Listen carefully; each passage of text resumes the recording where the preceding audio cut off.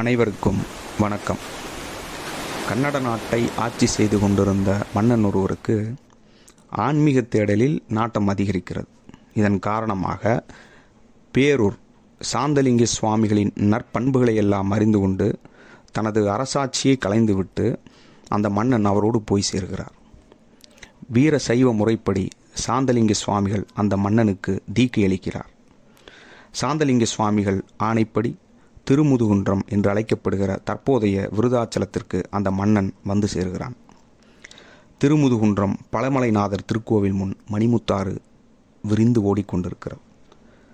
அந்த மணிமுத்தாற்றங்கரையினுடைய அரசமர நிழலில் நடந்து வந்த களைப்பின் அயர்வினால் அந்த மன்னன் நித்திரை கொள்கிறார்.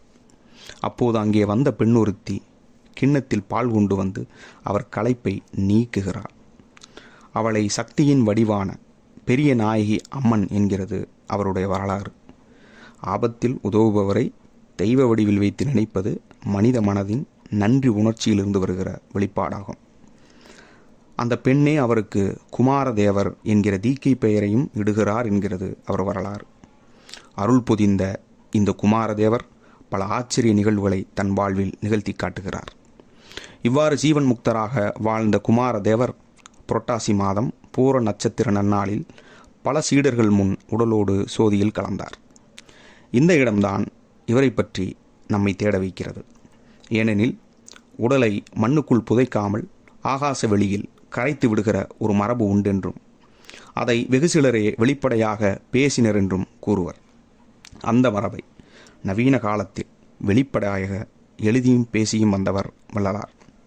அவருடைய வாழ்வை படிக்கும் போதே நாம் குமாரதேவரையும் கண்டுகொண்டோம். இத்தகைய பெருநிலையை எழுதிய குமாரதேவர் 16 நூல்களை எழுதியுள்ளார். அதில் மிக முக்கியமானது சுத்த சாதகம். இந்த நூலையே நம் காணொலியில் விரிவாக காண இருக்கிறோம். குமாரதேவர் என்கிற யோகி சுத்த சாதகம் என்கிற தன் நூலில் முன்வைக்கிற தத்துவம் என்ன? சொரூப முக்தி என அழைக்கப்படும் உடலோடு கூடிய ஐக்கியத்திற்கு அவர் கையாண்ட வழி என்ன? எல்லாவற்றையும் ஒரு காணொலியில் கொண்டு வந்துவிட முடியாது என நூலினை வாசிக்கவே தெரிந்து கொண்டோம். கருத்தாளமிக்க பல நுணுக்கமான பல முறை சிந்தித்து தெளிந்து பேச வேண்டிய தத்துவம் என்பதால் சிறிது நேரம் எடுத்து பதிவிடுகிறோம். காத்திருங்கள். அடுத்த காணொலிக்கு பயணிப்போம் குமாரதேவரோடு. நன்றி.